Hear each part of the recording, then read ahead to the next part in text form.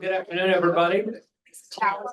Thank you for being here with lunch with a genius. We appreciate you taking time out of your schedules. And so, as always, we love to highlight an individual on campus that is a genius about a certain subject. And so that's easy to do at Missouri State. So we can do this every day. I think we got a lot of geniuses here. But it is hard to believe, next week is Thanksgiving. Yes, that's hard to believe because we just started the semester when it was like 95 degrees out, and then we're going to end the semester here pretty quick when it's probably 30 degrees.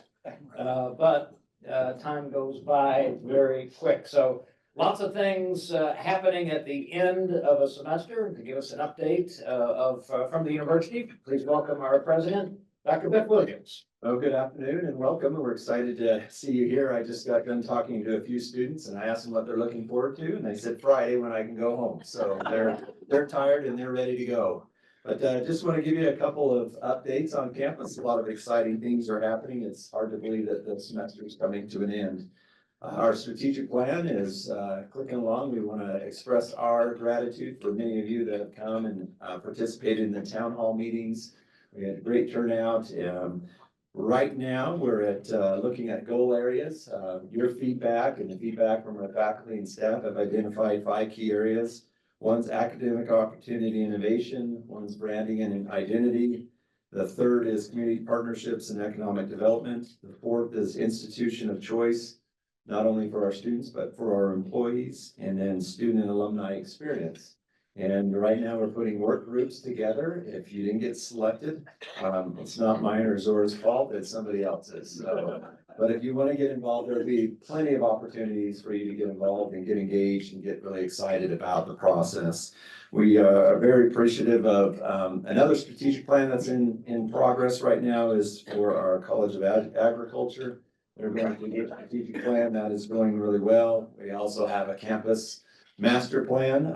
As you know, a lot of building has happened over the last 10 years. And so that plan is coming to a close. And I think we have over 40 projects that are going in some form or fashion on our campus. So a lot of momentum in the facility area. This last week, it was exciting. I had an opportunity to go to Indianapolis and watch the Pride Marching Band compete for the national championships. My eyes were open. I got to see them warm up. I got to see them cool down. I got to see them perform. And they just really did such a phenomenal job. I never knew how exhaustive it was when we went down there. There were people passing out. All of them were okay. But they were passing out, sweating, breathing hard. But the band director challenged them. He said, I want you to bring it all. And they did. And it was amazing. Lucas Oil Stadium was a standing ovation, and I didn't see that for anyone. I didn't stay for Michigan State or Ohio State. I'm sure they didn't get one, but we did. Also, we had the Choral Gala. I just want to bring your attention to the December concerts on December 8th, 5:30 at the Christ Episcopal Church. I'm excited to go see that. I've heard that's one of the neatest concerts that we have. Athletics, a lot of great things are happening. You saw that our women's soccer won the Missouri Valley Soccer Conference Tournament Championship. They fought very hard in Iowa against a very good Iowa team, but unfortunately they lost. This Sunday, our men's soccer team will be competing at 6:30 right here, and so I hope that you'll come out and they're in the national championship. Of course, we have our home football game, which is this weekend. We've had a great season, a lot of momentum, and hopefully we'll end on a win. And men's and women's basketball has started and off to a great start. So a lot of exciting things happening on our campus. Just want to wish you a happy Thanksgiving. And again, thanks for coming.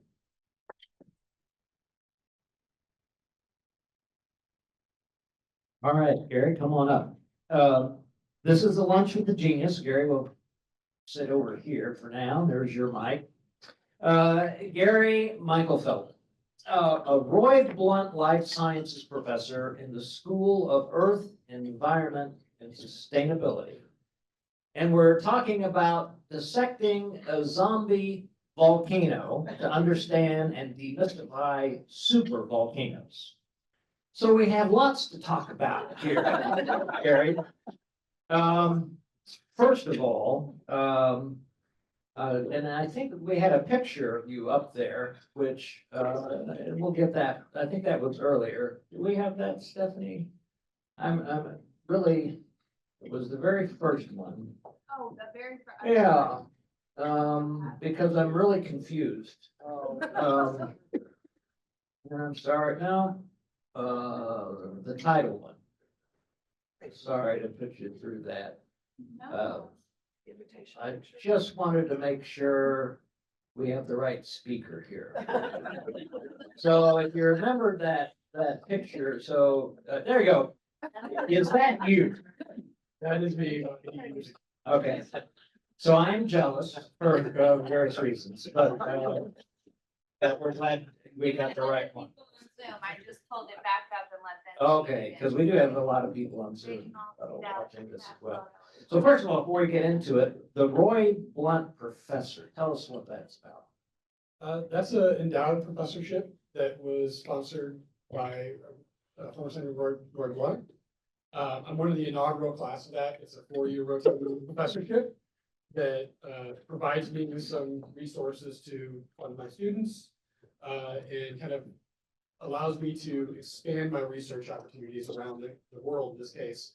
My students' opportunities to go to conferences, do their research, and kind of make a name for themselves and move on to their careers, move on to Ph.D. programs or whatever they're going to do after they finish. Yeah, that was a big deal, so congratulations to that. So then, my second question, the name of the school, School of Earth, Environment, and Sustainability, fairly new school, Yes. but it was part of the old GGP, right? So what's all in that particular school? So we have 4 different programs in that school. Geology, geography, which is the sustainability part of it, geospatial sciences, and then community regional planning. So as a department, we were already kind of a school without really having the name school. But for the students, they didn't really relate to that very well. Geography, geology, planning, geospatial sciences were just terms to them. So an 18-year-old kid, it's more reasonable for them to say, I want to do something with the environment. I want to do something with Earth. So we put that into our name to help them kind of identify us as a prospect for coming here and being a student at Missouri State and then finding what they're actually passionate about. Yeah, makes sense, makes sense. That was all during the reorganization of academics. Makes sense. Okay, so we got through those questions. Now, what in the heck is a zombie volcano? And did you just make that term up? Surprisingly, I didn't. Oh. So the zombie volcano thing came up starting when I was a Ph.D. student at Montana State University. What it is in South America, there's a series of volcanoes down there related to the Andean arc. And volcanism there has been, the last 10 million years, it's changed kind of its style and how it's erupted. It's big Yellowstone supervolcano type of eruptions. And now we see a lot more of the cascade style eruptions. These little bit smaller Mount St. Helens type of eruptions, what we see in Indonesia. But there's a couple of volcanoes that kind of cross those boundaries. And during my PhD, the project I worked on was an intercollaborative project across multiple nations, as well as here in the United States, multiple disciplines in geology. And we identified a volcano that was basically extinct. It had erupted in 270,000 years, but was showing signs of activity. And all of a sudden, this dead volcano was basically coming back to life and kind of reanimating itself like a zombie. So the media actually termed that the zombie volcano when they got wind of what we were talking about down there.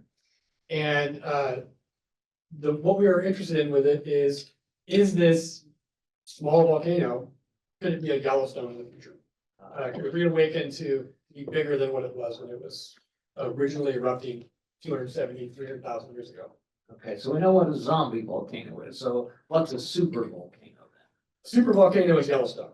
It's one of these volcanoes that is very large and has And we're talking Yellowstone. Yellowstone volcano, Yellowstone. Okay, not the show. Not the park or Yeah, the show. Okay, It's one of these volcanoes that's really large and has a global impact. So if something like Yellowstone were to erupt today, there would be a global impact in climate, there'd be a global impact in the ashfall and how people are affected by this in terms of agricultural, where we can live for the future. So that's what a supervolcano is. A volcano that's large enough to have a global impact and will affect every person on the planet in some way, shape. Okay, now we know the definitions. Now we're gonna start from the beginning then. So, well, tell us where you were born. So I was born in Ann Arbor, Michigan, just outside of the University of Michigan. Actually, the University of Michigan Hospital was actually the hospital I was born in. I grew up there. That's where I spent the first 17, almost 18 years of my life. Okay, so when you were there, and science must have been a big deal for you then. You knew you had some talent, obviously, in that area. Did you know that was sort of the plan for you? No, it was not actually the plan. What was the plan? I originally thought I was going to work in the auto industry. That's what my family did. I was right outside of Detroit. I was going to work in one of the big three. Almost all of my family at some point has worked for one of the major auto manufacturers. And that kind of changed when I was getting close to high school age and kind of started exploring some other opportunities. So you went to Eastern Michigan? I did. After a stint in the Army, I went back to Eastern Michigan and did my bachelor's degree in science with the intent of never using it. Just don't tell anybody that. Well, my intent was actually to go back in the Army when I graduated. What was your degree in? It was in geology. In geology? Yes. Okay, okay. It was something I was interested in. It was fun. Right. But when I started my degree, I didn't really know what the opportunities were in the field. And so what'd you do in the Army? I started as a communication specialist, so satellites, computers, radios. And then when I got to actually Houston, when I transitioned to the National Guard, I was an infantry officer and a combat engineer for my time there. So how did the volcano thing come about then? I'm real curious. How did you fall, I don't want to say fall with the volcano, but how did you realize that's your area of study? I started out as kind of a chemist, actually, in geology. So I like to look at the chemistry of the rocks. I was really interested in these big fancy pieces of equipment that I call them magical black boxes for my students. That I take a rock and it spits out a bunch of chemistry numbers. So I had an opportunity to go do my master's degree, and it was in analytical geochemistry, which is the geology side of analytical chemistry. And the study that I did for my thesis was just on igneous rocks. That's what southern New Mexico is mostly composed of, is volcanic and igneous rocks. And then when I finished my master's degree, I was exploring lots of different options. It wasn't just volcanoes. In volcano, the project that I took on for my dissertation, my PhD, was just happened to be a volcano project. I thought for sure when I went to Montana, I was going to be working on Yellowstone. And I got up there and my PhD advisor said, nope, you're going to South America. So that was your first, yeah, that's a big difference. Yeah. Between the two, but that was your first experience with volcano? It was. Before that, I was interested in kind of the broad chemistry of rocks. And I didn't really care how I used it. I just wanted to study the chemistry of rocks. So New Mexico State is where you got your master's or your PhD? My master's. Master, PhD was at? Montana State. Montana State, okay, got that straight.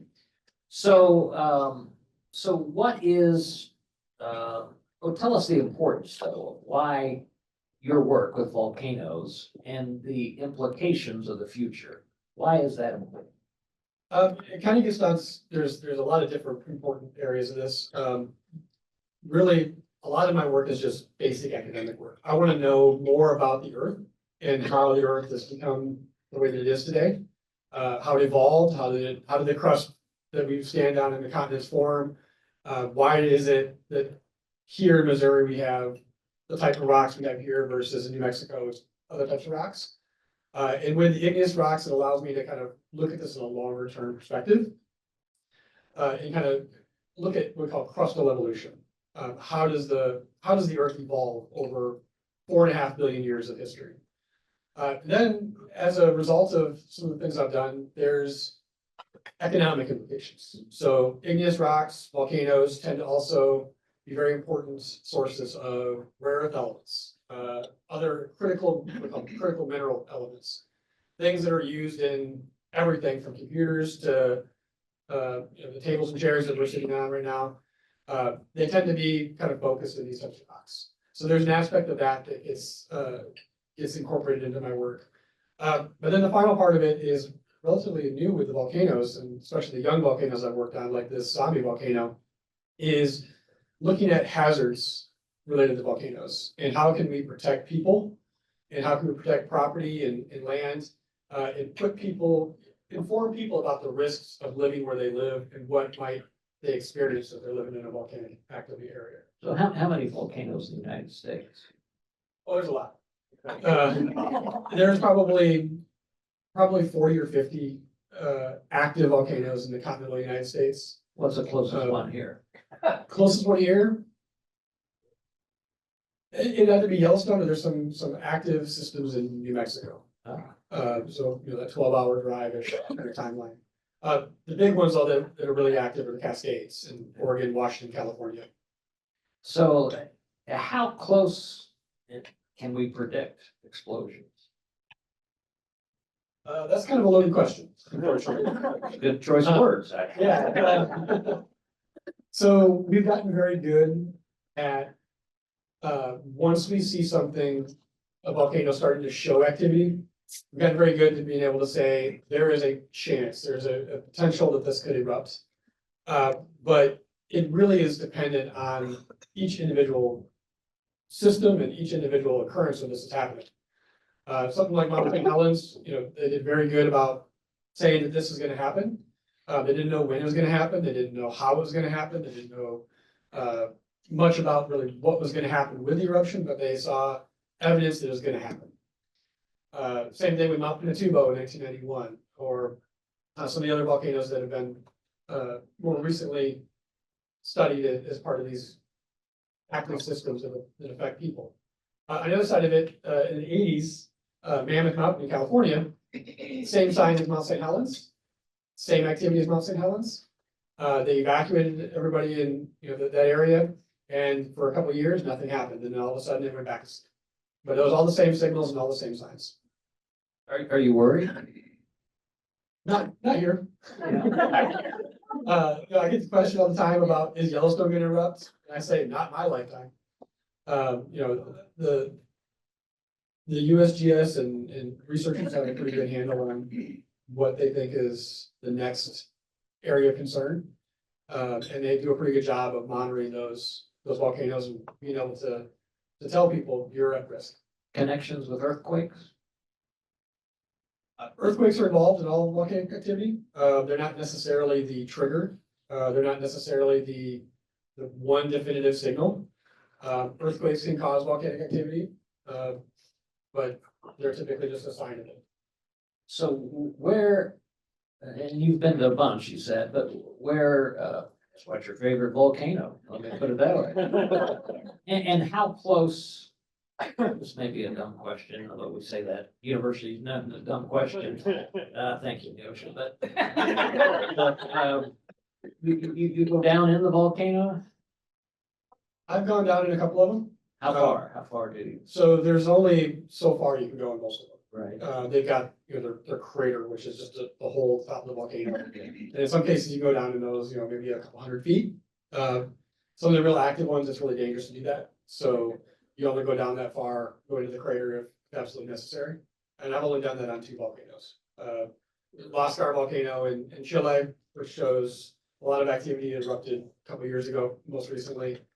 We were down there collecting gas samples to try to help understand that volcano a little bit better. And then another volcano in Chile, Lastaria, which is another one of these zombie volcanoes that hasn't erupted in a really long time. So how many people like you that study this, do you go to these at specific times, or do you go to them like, something's gonna happen, you're gonna go and do the research there? How do you plan for that kind of stuff? So I'd say that there's 2 different groups of us. There's the people like me, who are more of the chemists, who I just go when I can. I'll go on breaks or over the summer. I'm not really tied to a specific event necessarily. And then there are the people who are doing the more active monitoring of volcanoes.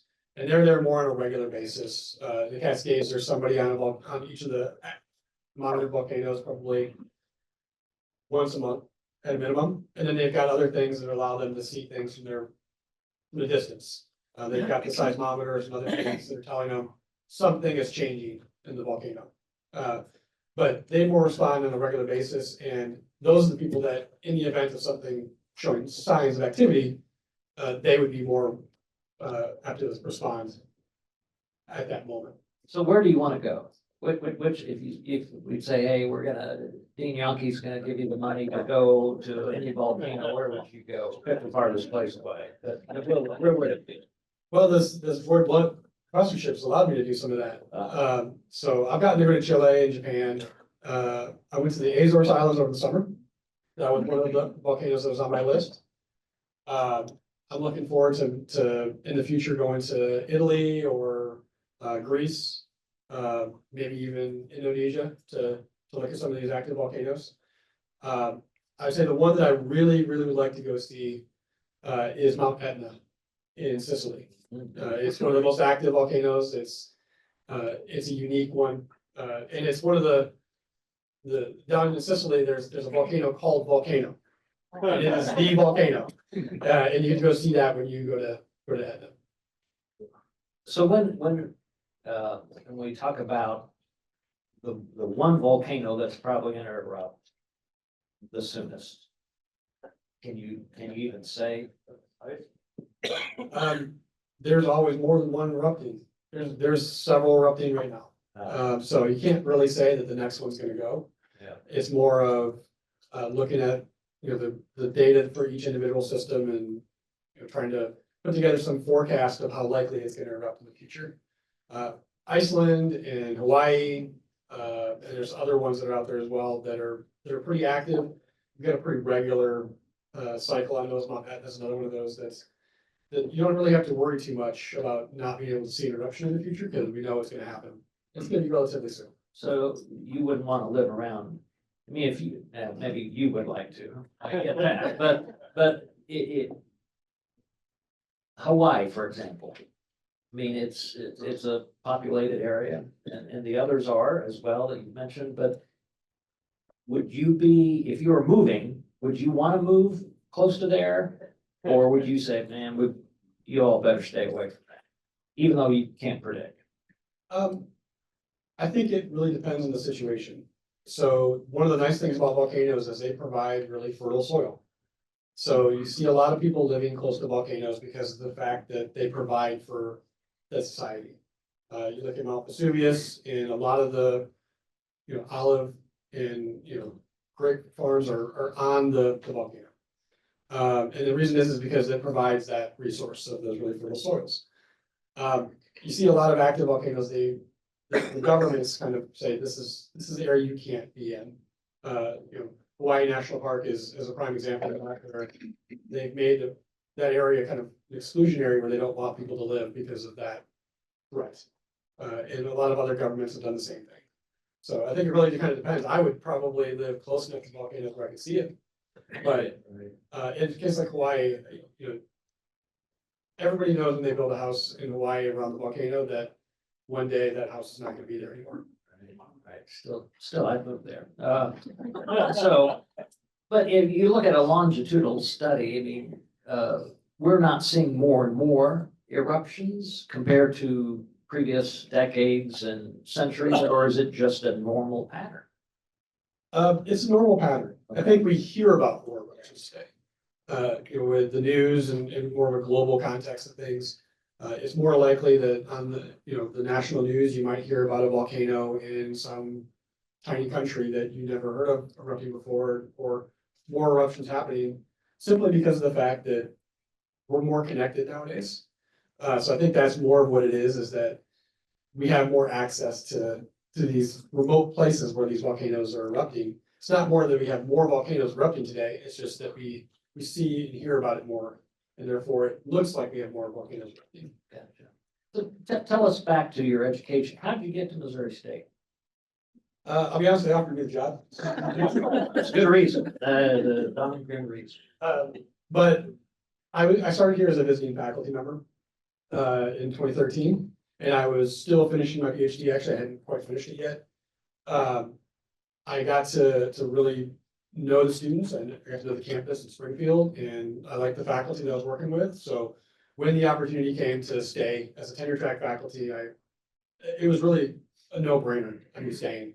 I had other offers to go other places that I could have taken, and I chose to stay at Missouri State because of the environment, the atmosphere, and I continue that way today. This place is wonderful. It's compared to, like University of Missouri or Arkansas, I've got freedom to have more of a balanced life. I don't have to be cranking out publications, at a rate that makes it so I can't go home at night. I've been bringing in grant money to, a huge extent, but unlike some of the small schools, Northwest Missouri, I have the ability to go do global research and do the things that I want to do. It provides me a lot of opportunities to be able to be happy here. Oh, good. That's a good answer. And so plus you have a sort of a new building, getting renovated building. Tell us how important Blunt Hall is to the overall educational structures. I brag about it every chance I get. So my new lab will be in the renovation. Oh, good. Over the last 10 years, I've bounced around from space to space to space. And I like to joke that until this new lab opens up, my current lab has a little bit more flexibility, but I was doing my work in classrooms. My lab was basically just a room with a sink, and I didn't have fume hoods. I didn't have the space for analytical equipment. This new building and the addition, the renovation to the building is just absolutely huge for me. I'll be able to bring in new equipment, and we're going to be a major upgrade for geology and geochemistry analytical services in the area. And I've already got people from around the world really interested in coming to Missouri State to do work with the new facilities. Yeah, that's perfect. Perfect. Let's take a look at some of your pictures. Now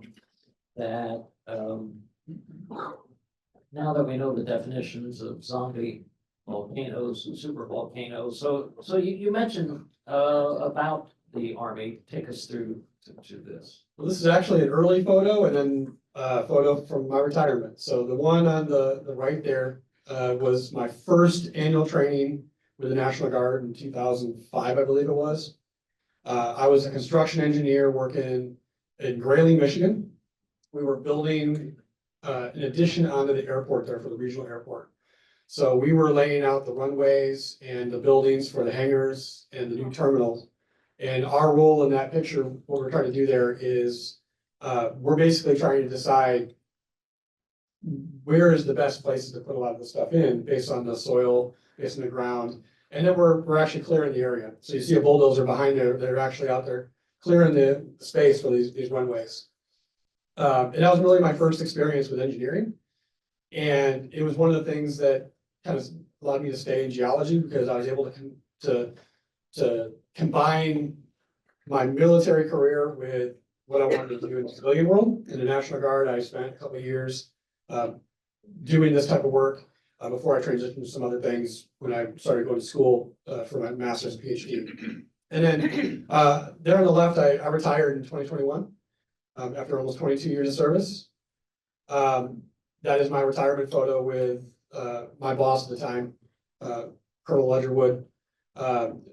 And I had such a great experience between those two photos.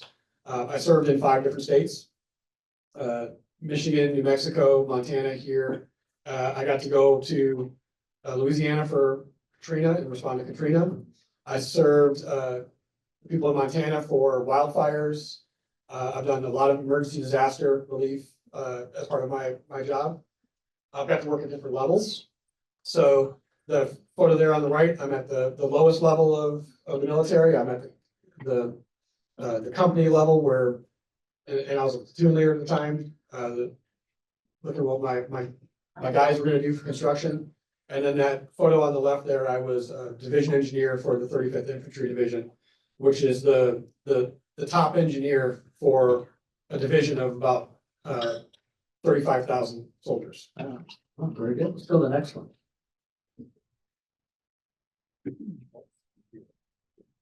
All right, so this is some time when I was in transitioning from New Mexico to Montana. So the photo there on the left, I'm in Norway, I'm in the Fjordlands in Norway.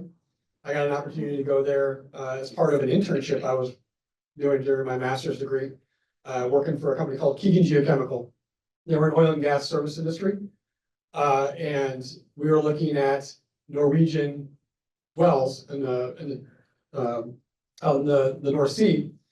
And I was able to go present at a conference in Norway, and as part of that, we did a tour of the Fjordlands, and that's what we're seeing there. There's no glaciers, but it is some amazing geology in a place that if I worked on this in the rocks, I would love to go back and spend some more time there because it's just gorgeous.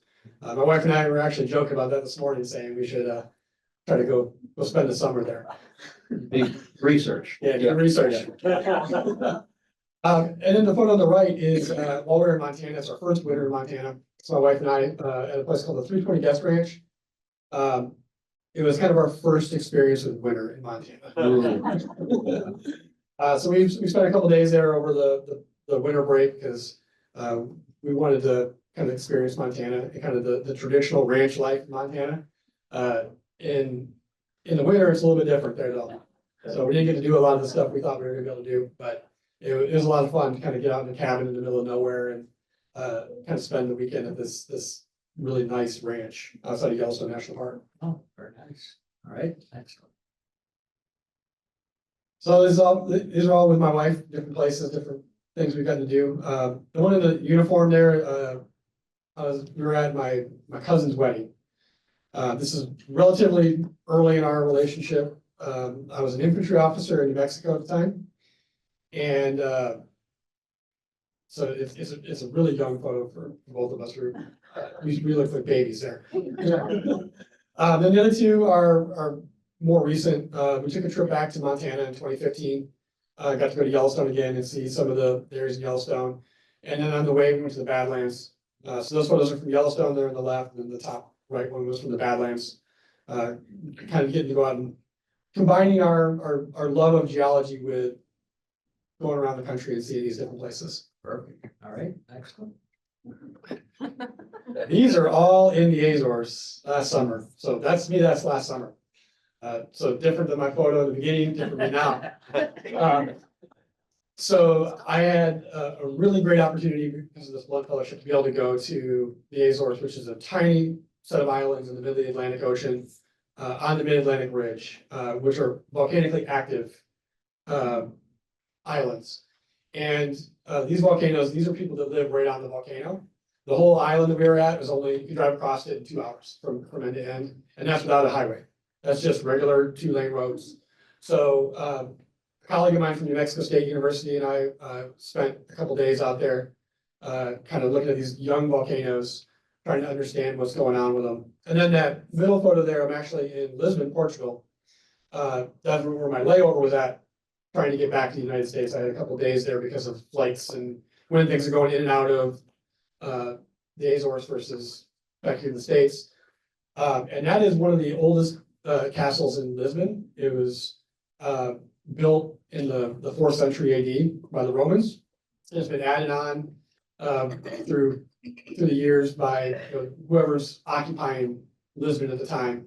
And it's something, for me, that's the oldest building I've ever set foot on. And it was absolutely amazing to get to go to Lisbon and see these old structures and these military fortresses that I've studied as part of my military career and how they're used in defense of these countries. All right. Excellent. Oh, that's not Missouri. That's not Missouri. These are all in Chile. So one of the other great things about Missouri State is their education abroad programs. I had an opportunity in 2017 to take students to Chile, and they got to experience the Andes. So this is a couple of photos from one of those trips. The one on the top right is the study away, the education abroad group that I took down there in 2017. We were standing on top of one of the volcanoes called Cerro Toco. We were at 17,000 feet in that photo. Oh. And that was a great experience for them to be able to go and kind of experience the culture, experience a different way of life in this part of Chile. And kind of not only gain some geology experience by looking at these really young volcanoes out there, but also looking at the cultural differences. And experiencing how these communities live. Some of these communities, the first time I went down here, they didn't have electricity in their town. They had one single phone. And so kind of getting to experience that difference in their lives, these tribal communities as opposed to, the big city life that we're accustomed here in the United States. The other two photos are from a more recent trip. I took a couple of graduate students down to Chile a couple of years ago as part of an NSF project, where had some colleagues from the Catholic University of the North in Antofagasta, Chile, and then University of Texas at San Antonio. And we were out there sampling the rocks, and they're conducting their thesis research as part of that trip. So they got to go experience that and do the work for themselves, which is always a great thing for students to be able to get out in the field and experience these things, experience these environments for themselves. Okay, are those graduate students or just bachelor students? as well? The top right photo, there's one master's student, and then the rest of them are all bachelor students. Wow, that's neat. And then the other photos, the guy in the orange there is actually a faculty member at San Antonio. But the others are all graduate students. Yeah, good, all right. Excellent. Oh, Some more Chile photos. So the one on the left there, I'm at a volcano called La Stavia volcano. And it has these really unique lava flows that are made of complete 100% sulfur. So I'm up there sampling these lava flows and the gases, which at the time I probably should have been doing a little bit differently than I was doing. I probably should have had a mask on. But I know that now. I was a young graduate student at that point. And then the other one was just a couple of years ago. Again, at the top of one of these volcanoes. The guy we had out there with us wanted me to take a corny photo like that to send back home for the Missouri State blog. So well, how'd you get up there? I mean, that's not easy to get up there. it's not. It takes a couple hours of hiking. We start at the base of these volcanoes, and sometimes it's 2,000 or 3,000 feet of elevation gain, kind of switching back and forth going up there. That volcano probably took us about 4 hours to get up. Wow. Okay, let's go to the next one. Oh, there's Rebecca. Yeah, that's the day that they gave us the Roy Blunt professorships, the inaugural group of faculty there with Roy Blunt. I put this photo into this one because this is to show just how much this professorship has meant to me over the last few years. It's been such a huge opportunity for me to provide for my students and provide them opportunities. And I'm very, very grateful for it. Very good, excellent. This is in Japan in 2013, which you see behind me, that's not clouds. That's actually an erupting volcano. I got really lucky and was able to attend a conference in Kagoshima, Japan, which is out the island that you see the volcano on is Sakurajima Island. And we got really lucky and it erupted while we were there. Wow.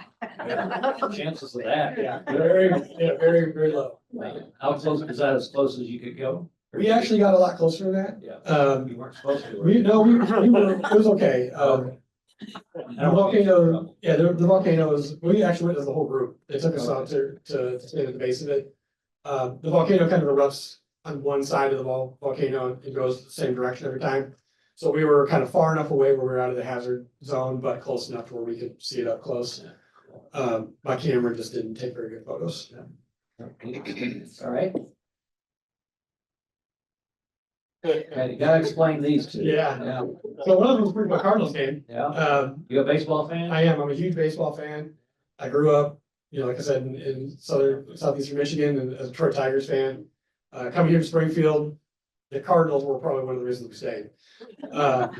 We go to a lot of games every year, and we love the baseball games. I'm a huge baseball fan. I watch almost every Tigers game I can.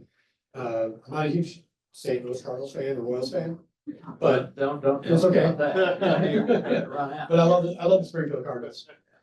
And the Bears. And the Bears. I love the Bears too. Yeah. Do that in. Yeah. So what's the deal on the right? That is the world's largest pistachio coming to Mexico. Well, isn't that special?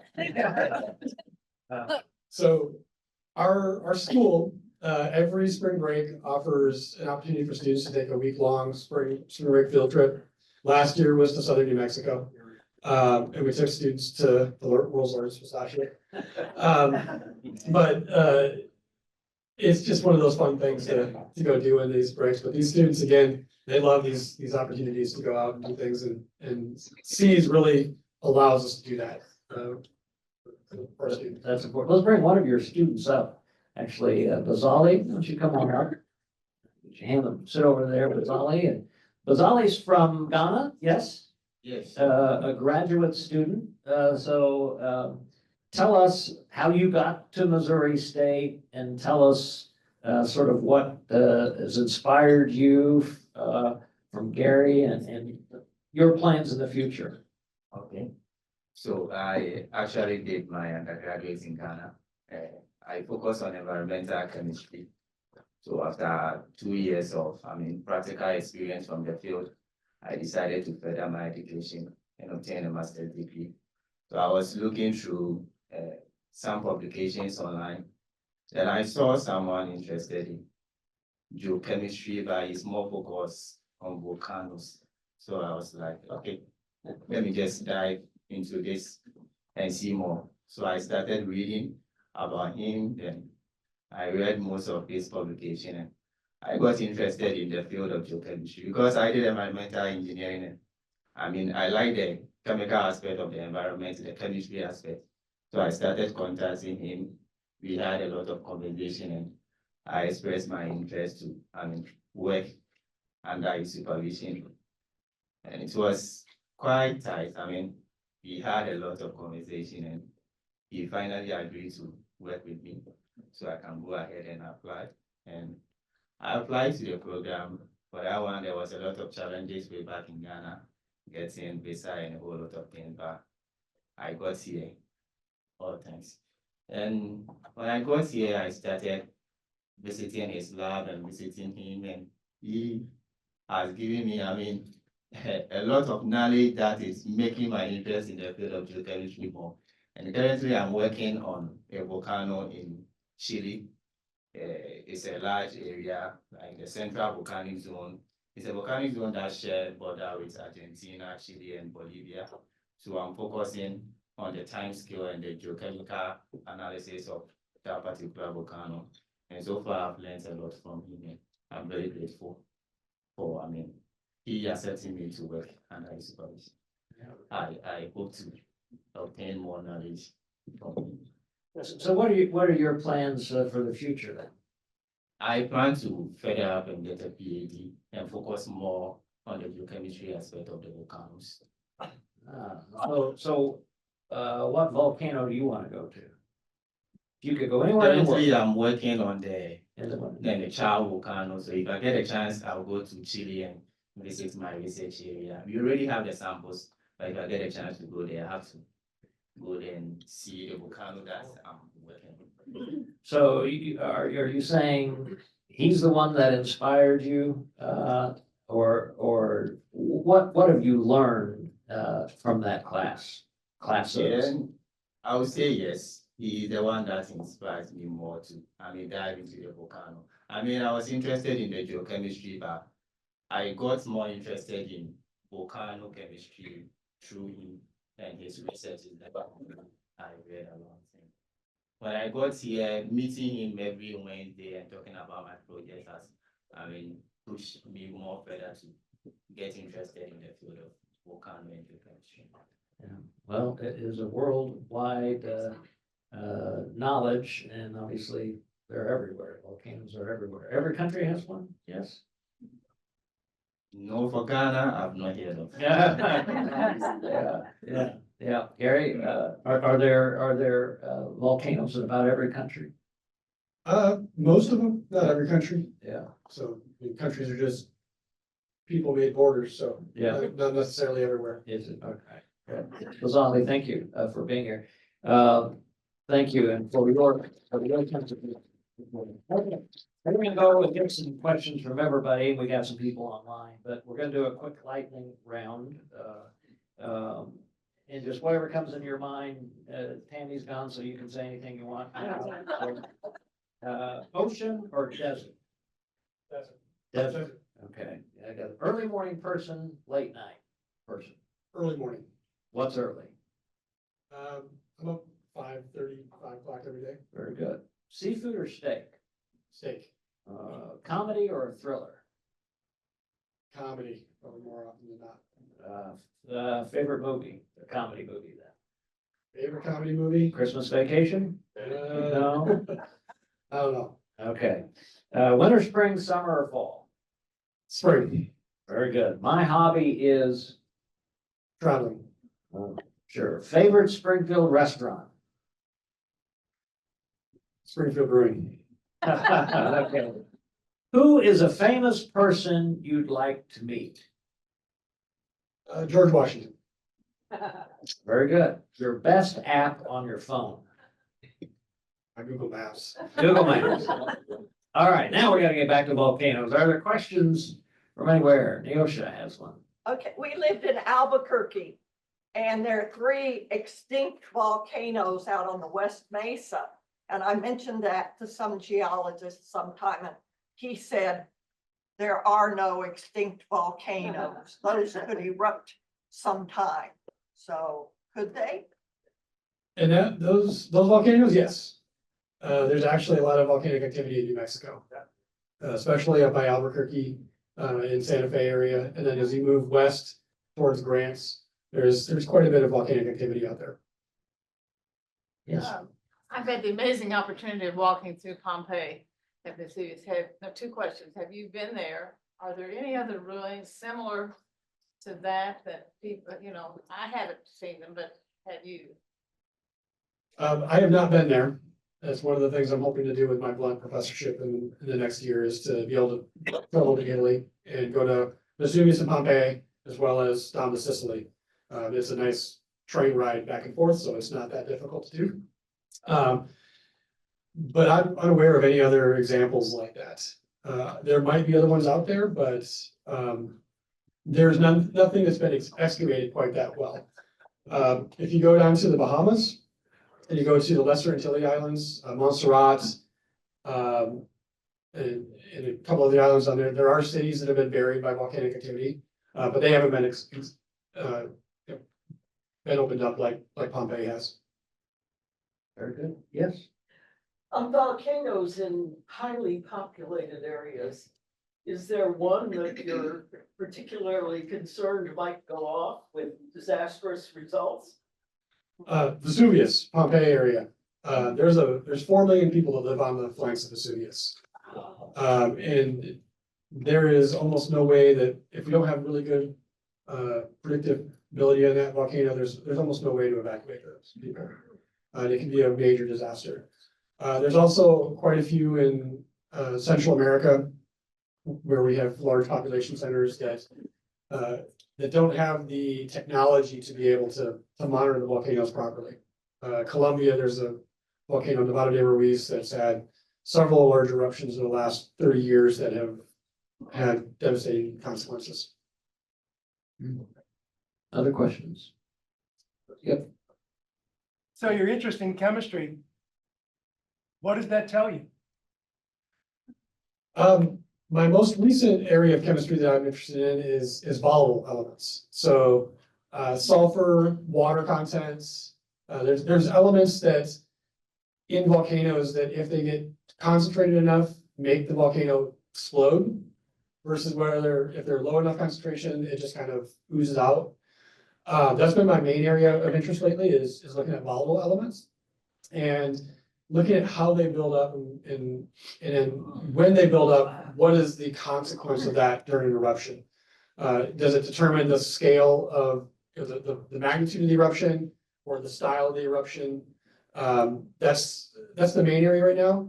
I've also got some interest, like I said, in crustal evolution. So these elements that are concentrated in continental crust versus like in the deep earth, the mantle, how do those change over time? Russ, you had a question? Yeah, just got back from an extended stay in New Zealand a couple of days ago, and Auckland has an amazing museum there with a whole room you can enter into the base of a volcano and amazing exhibits. But we stayed at the base of a volcano in Egmont, just at the edge of Egmont National Park. And it was an amazing volcano, big as the Pakari. And it looks like Mount Fuji. It's a snow-capped top. In fact, Tom Cruise, I think, filmed The Last Samurai movie right around where we stayed. But we went up one of the lava flows and through several of the natural waterfalls. It was just an amazing experience. And we learned that there's 3 continents colliding there in New Zealand. Have you ever been to New Zealand? Were we ever in any danger? I was gonna go to New Zealand last year for a conference. I'm really glad I didn't, because that was when they were having all that flooding, and it was a huge disaster there. When people went. That was my only opportunity to go to New Zealand. New Zealand, unfortunately, is really expensive to go to. So even with my Blunt Fellowship, professorship, it's really hard. I can go to New Zealand and I won't be able to do anything else. So unfortunately, especially taking students there. Yeah, right. So we just drove through Thermopolis, Wyoming on our way home from Montana here. And there's something called the Hamilton Dome there. And they have, they say, the largest travertine mineral hot spring in the world at Thermopolis. You probably knew from your time there. And I was thinking, Hamilton Dome, Thermopolis. My dad was a ranger in Yellowstone for a few years. I'm thinking, hot springs, domes. Is there a new volcano popping up out of the Bighorn Basin there? No, the Bighorn Basin is just, water is able to get really deep. And as it goes deeper down into the sediments of the crust, it heats up, and then it has a quick pathway back to the surface. So there's no volcano there. That's all just normal, we call it geothermal circulation of the water. The heat, it's the same way we get geothermal energy. It go deep into the crust where it's a little bit hotter, and then we bring it back up and it's hot, and we kind of cycle that through. Picked up some of those volatile chemicals. Yeah. Great. 2 quick questions. If you were going to be up in the forest trying to predict a resource out there that you would track to say, oh, this could potentially happen where there is a volcano to erupt, to go see it. And then if you had to place a bet on Poly Market, where would you place on Cascade Mountains, which one to go? In terms of Cascades, I don't know if there's any of them right now that would be that high in the list. Mount Rainier is always one that they're worried about. Mount St. Helens has had the most activity. Those might be the top 2. In terms of resource, the USGS has some really great website resources. They've got a tracker for every volcano that they're monitoring, that you can go onto that website and just look at it's the volcanoes website on USGS and say, in the United States, what volcanoes are currently showing signs of activity? What are normal background activity? What are elevated more than that? Would that track the world too? It does. Yeah, they track almost every volcano in the world. And then the other place to go to would be the Smithsonian. They have a really great website on that. They do a weekly report of all the volcanoes that are currently erupting. And they do a really nice job of kind of taking and synthesizing all the data from around the world into one location. Thank you. Yep. Yes. With what you're studying and what you hope to do, is there any chance in the future that you guys could get to where you could possibly turn the most explosive volcano into something that's less explosive and maybe more oozy, as you said? That would be wonderful, but no, unfortunately. These are very unpredictable, and we're not talking about something, even like a flood, that you can somewhat control. These are very energetic systems. Yes. Have you had any close calls? Or my sister, volcanologist, and once early on before the internet was really good, she called me and said, if you hear anything, I'm okay. She was in Java at a conference that there was one volcanologist that was killed and 2 died. So it took me 2 days to find out. Let's do that. No, I've never had any close calls. I don't, like I said, I don't respond to the volcanoes like that. I care more about what's happened after the fact than the people who are working on it currently. Probably the closest I think that I've been is Lascar volcano. It erupted while we were there, but it wasn't anything large enough to even be concerned about. I say eruption, it had a little bit of lava that extruded out of the crater. It wasn't explosive at all. We weren't anywhere close. So, They were at a conference and they heard about it, so a lot of them went to go see it and got too close. Yeah. Other questions? We have a question online, Yes. and the question is, are there cameras installed in any of the active volcanoes? the USGS has some in the Cascades. From there, it really depends on who is doing the monitoring. And sometimes there are cameras, but they're not publicly available. So it really just kind of depends on where you're at. I know like with Mount St. Helens, typically you can look at a camera from the visitor center at Mount St. Helens onto the volcano, but it's not, there's not very many publicly accessible cameras for that kind of thing. Once a volcano starts to erupt, like at Hawaii and Kilauea when it started erupting, or Mauna Loa when it started erupting a few years ago, the USGS typically installs cameras for public viewing. So once the volcano erupts, typically we start seeing those kind of resources being dedicated to it. Because it benefits them, and then they just kind of put it out there for everybody else to see too. Very good. Others? Yes, Mike. This might be a dumb question, but is it possible that way back, any of those volcanoes were created as the result of a meteor impact? So meteor impacts are what we call a far field effect when it comes to volcanoes. There's a potential that there probably was something that may have helped it along, but I don't know of any volcano has been clearly connected to a meteor impact. Yet to be determined. Yeah, others. Very good. Gary, thank you so much. We're glad you are our genius at Missouri State, and we appreciate your service to our country, but service to our students, and thank you so much for being here. Thank you all. And thank you all for being here, and have a great Thanksgiving, and go Bears.